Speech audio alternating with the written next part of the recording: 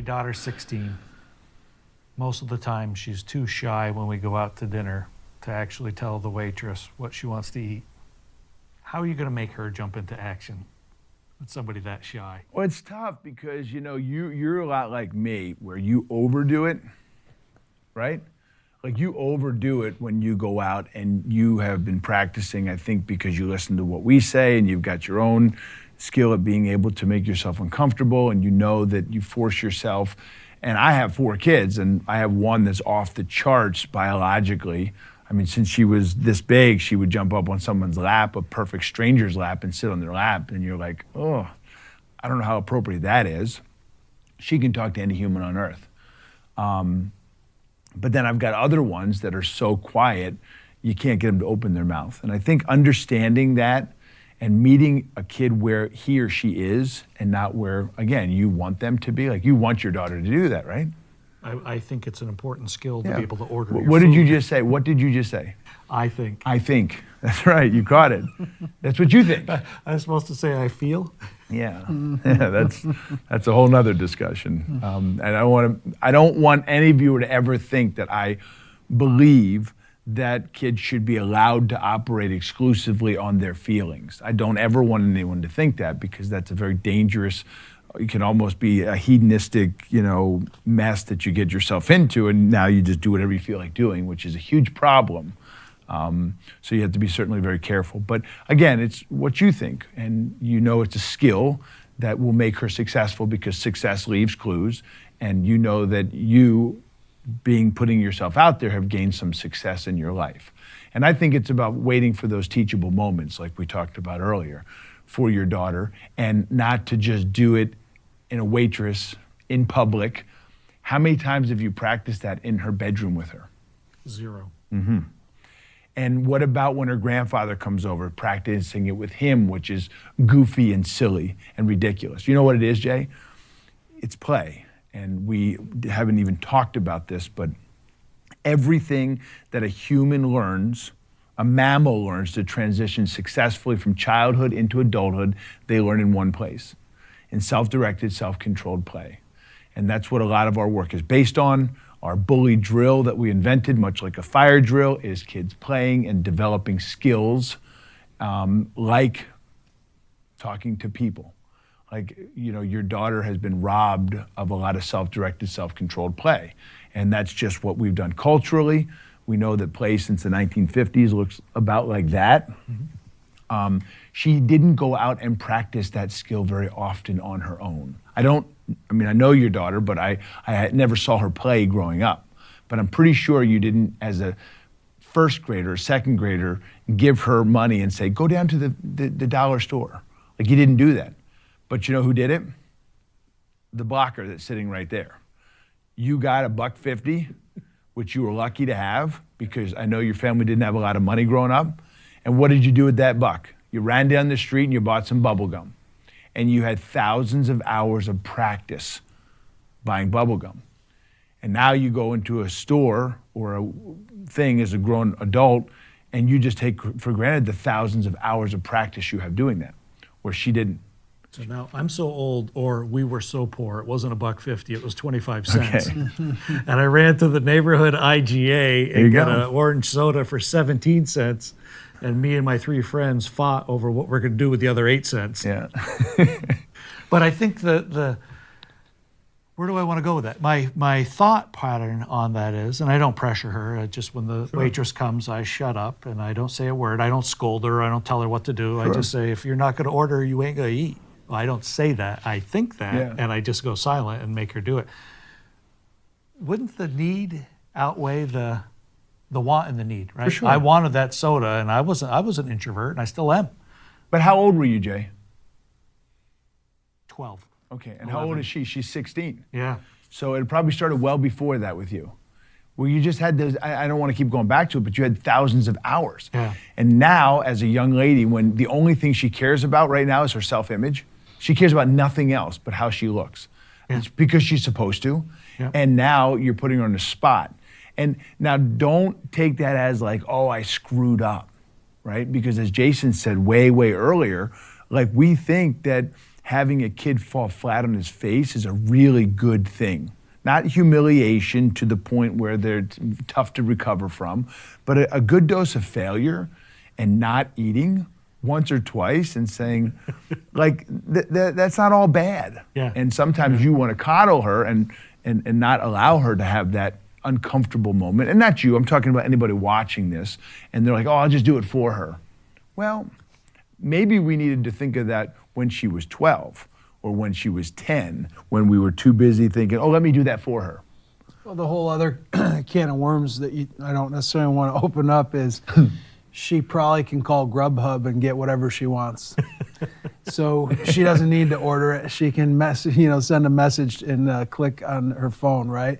And does you have and my I Apple might, Pay, so. yeah, you and I might struggle to download the app. So it's a different world that we're living in, and maybe that fact in and of itself is why her speaking skills aren't where you would like them to be. But my argument would be, you know what, she's probably going to be able to speak when it's time for the interview that she's going to have, or speak when it's time for her to have whatever role that is in the world. And you know, one of the interesting things, when we talk about sports, I always joke and say every kid's going to be a professional. Isn't that the end game? We want to all have our kids be professionals, right? Yeah. Like, they're going to be bankers, they're going to be doctors, they're going to work in a warehouse, they're going to all have professional jobs and professional skills that are required. And I think she'll develop her professional skill set on her own clock. Now, can you help facilitate that? Yeah, you can do what our friend Jimmy McHugh does.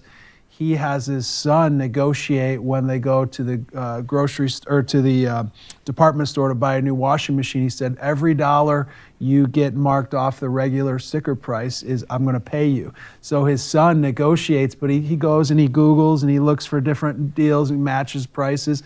And if his son saves $40, he gives him $40 when he gets home.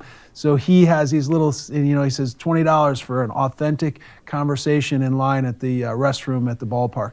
And he has a conversation with some random guy. But those are some neat little games that you can play that, But what did you just say? Games that you can play. It's where we learn as humans. Not to cut you off, Yeah. but again, how many times have you practiced that with her? Like, why don't you dress yourself up as like a McDonald's like fry cook, or not there's anything wrong with that. So this conversation, though, to go back to the very first thing we talked about, is no different than me trying to figure out what's going to catch me a trout in May. Google, article, open up the little magazine that I got when I bought my fishing license 2 days ago, because I want to know what they're gonna bite on, right? I'm going to study that, and I'm going to have some reflection on that. And I'm going to look at my equipment and say, I got to get some more of this stuff, or I'm going to go here and not go there, and I know that the water's going to be moving slower. So I'm studying my interest, right? I'm putting the time into the most important thing. Number 4 on your list. All right, so I don't know if anything jumped out and punched you in the nose, like, do this, you got to do that, never do that. But it was like just reflective thoughts that when you put your head on your pillow, you're going to think about that next dinner and what you might try. Yeah. Well, in hindsight, or not hindsight, to her credit, if I'm not there and she's out with her friends at the Chinese place, she's fine. Right. Yeah. Her mother is born in Montreal, speaks French, taught her French, only spoke French to her, so she's bilingual. She'll speak French to her mother or other children, but she won't speak with French with other adults because of the pressure. Yeah. Right. So, but when she's with her friends at the China whatever place in town, and it comes time for her to order the whatever she orders, it's no problem because she's in a safe environment. Sure. And the bar isn't. So I guess it's me that's. You're the problem, Joe. I am the problem. Yeah, the parents are always the problem. Didn't your daughter taught you that one yet? Yeah. So of course, through ski racing, I lived through you talked about lawnmower parent. Well, there was a helicopter parent. Now in ski racing, we got the snowplow parent, which is pushing the kid to the next thing. So. Yeah, that's the first thing I work on with parents is just why don't you role play and have some fun with them first.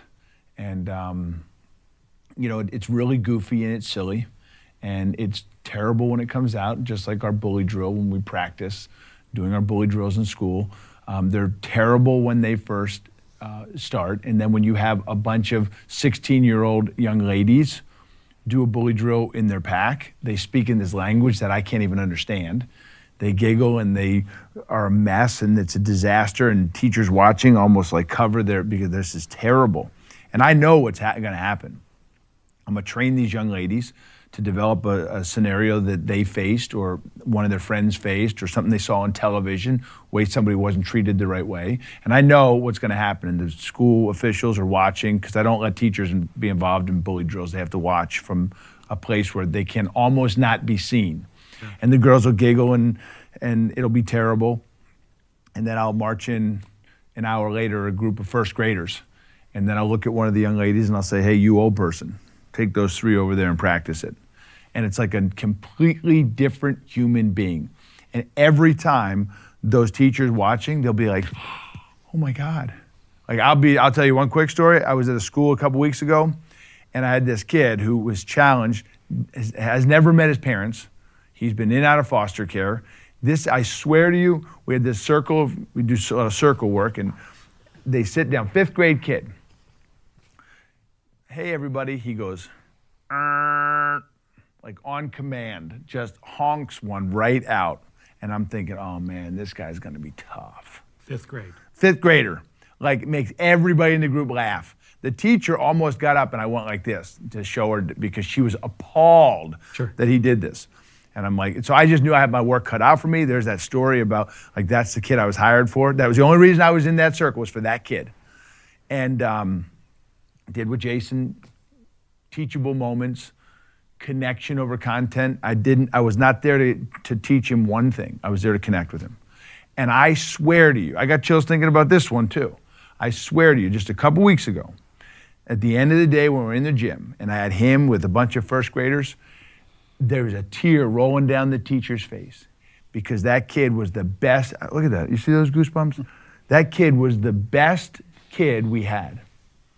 And he was doing this. He was playing with these first graders, and he's teaching them his bully drill, and he was all intense, and he was really into it. And when the kid wasn't paying attention, because he could talk to anybody, he's like, his skills to be adaptive and his skills to just survive and know when another kid's not paying attention, he's like, hey, psst, and like, because he knows what it means to not pay attention, because he never pays attention. Yeah, he's the master. But he just got, and his subconscious mind can just suck these kids back in.